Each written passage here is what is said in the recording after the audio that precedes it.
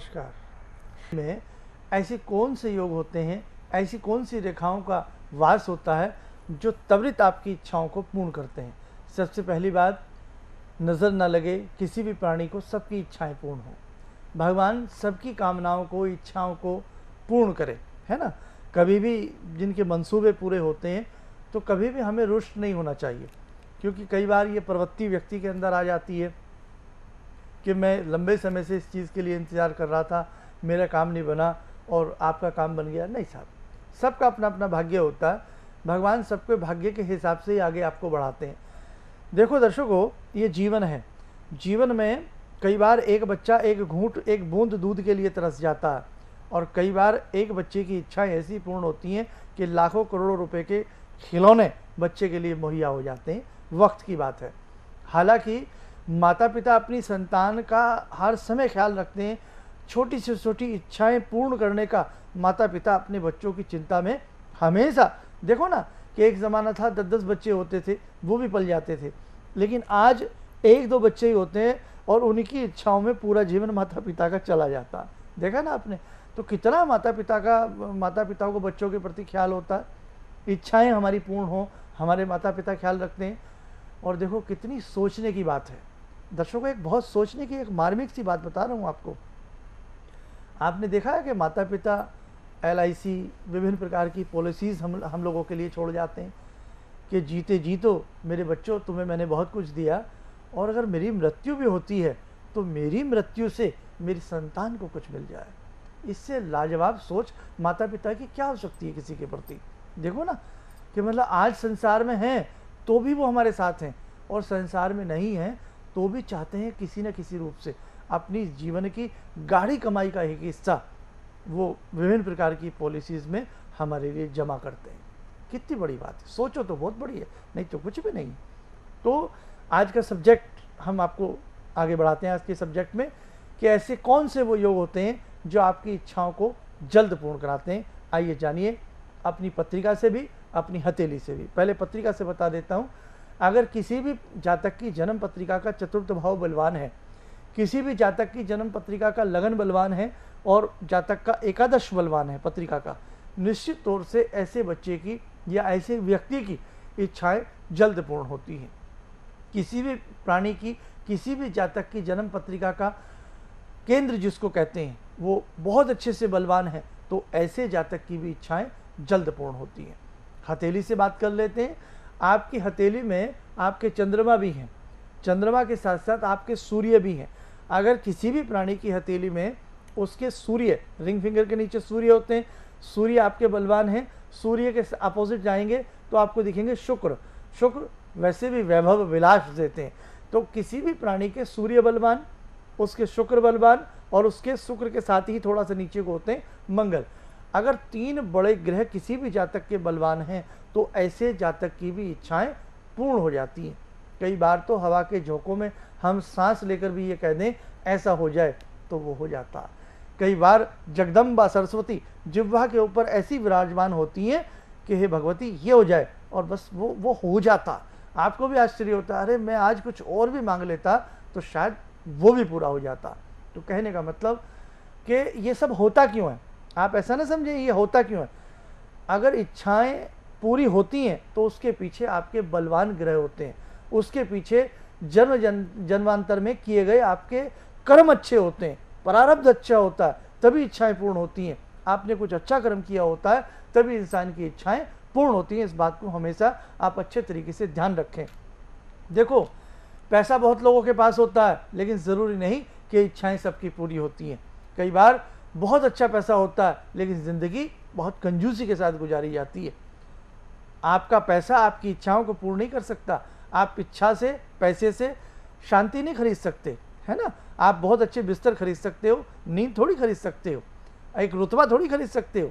पैसे से कद काठी बढ़ा सकते हो, लेकिन मानसिक अमन और चैन आप पैसे से नहीं बढ़ा सकते। जिस प्राणी की खास तौर से हथेली के अंदर अगर कई त्रिकोण पूर्ण रूप से आपको हथेली के बीच में नजर आते हो, तो ये त्रिकोण भी आपकी बहुत सारी इच्छाओं को अच्छे से पूर्ण करा देते हैं।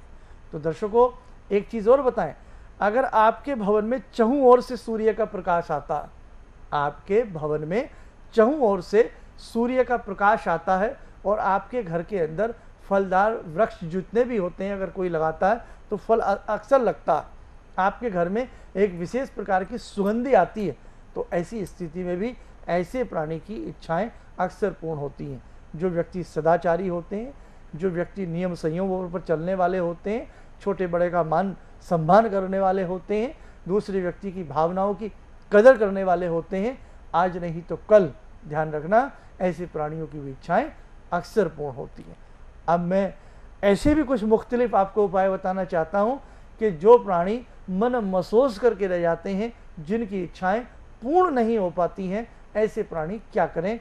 कुछ छोटे छोटे से टिप्स मैं आपको देना चाहता हूं, कागज पेन तैयार रखें, आपको मैं अभी लिखवाऊंगा। विभिन्न प्रकार के उपायों में कुछ खास उपाय देखो, जिनकी इच्छाएं पूर्ण हो रही हैं, भगवान की इच्छा है, आपके बलवान कर्म हैं, आपके बलवान ग्रह हैं, आप पर प्रारब्ध बलवान है जो आपकी इच्छाओं को पूर्ण कर रहा है। इसलिए जिनके ग्रह बलवान हैं, जिनका समय बलवान है, उनको भी उपाय करना चाहिए। और जिन विचारों का समय कमजोर है, जिनकी इच्छाएं पूर्ण नहीं होती, रुआसी और मुफलिसी, जिसका दामन नहीं छोड़ती, ऐसे लोगों को भी उपाय करने चाहिए। कई बार कुछ लोग आपको डराएंगे, नहीं आपके सूर्य बहुत अच्छे हैं, आपको सूर्य को जल नहीं देना चाहिए, नहीं आपके शनि बहुत अच्छे हैं, आपको ऐसा नहीं करना चाहिए। ये सब बेकार की बातें हैं। अगर हमारे बाल अच्छे हैं तो हम कंघी ना करें, हम शैम्पू ना करें, हम तेल ना लगाएं।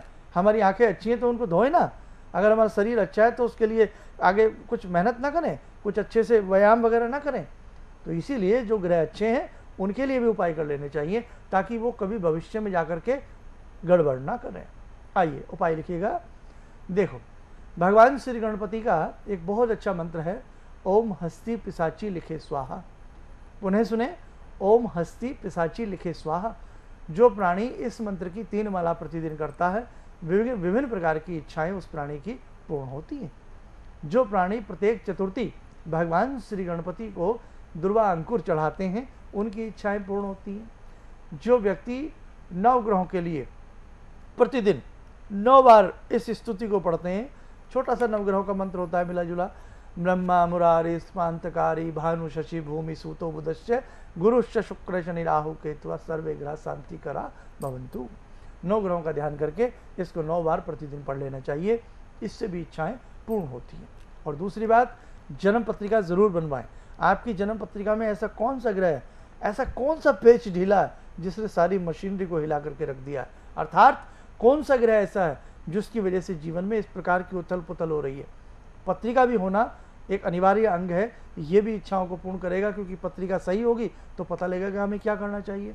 पत्रिकाएं जिनके पास नहीं होती तो हाथ की रेखाओं से जरूर जान लेना चाहिए कि कौन से ग्रह कमजोर हैं, इसके लिए हमें क्या करना होगा। एक उपाय और बता देते हैं आपको, चाहे किसी भी तरीके से पहने, आपको थोड़ी सी चांदी जरूर धारण करनी चाहिए। चांदी का छल्ला ही सही, जरूरी नहीं आप बहुत ज़्यादा चांदी पहने, चांदी का छल्ला ही सही, आपको चांदी पहननी चाहिए। और रात्रि में सोते समय एक बात हमेशा ध्यान रखें, जब आप सोएं तो दीर्घ सांस खींच करके 3 बार ओंकार बोला करें अंधेरे अंदर। और जब सुबह उठते हैं तो पृथ्वी को 3 बार नमन करना कदापि ना भूलें, आपकी इच्छाएं पूर्ण होंगी। एक चीज़ और, नवग्रहों के लिए 7 तरह का अनाज ले लें, जिसको हम सतनाजा कहते हैं, और उस 7 तरह के अनाज में एक नारियल रख लें।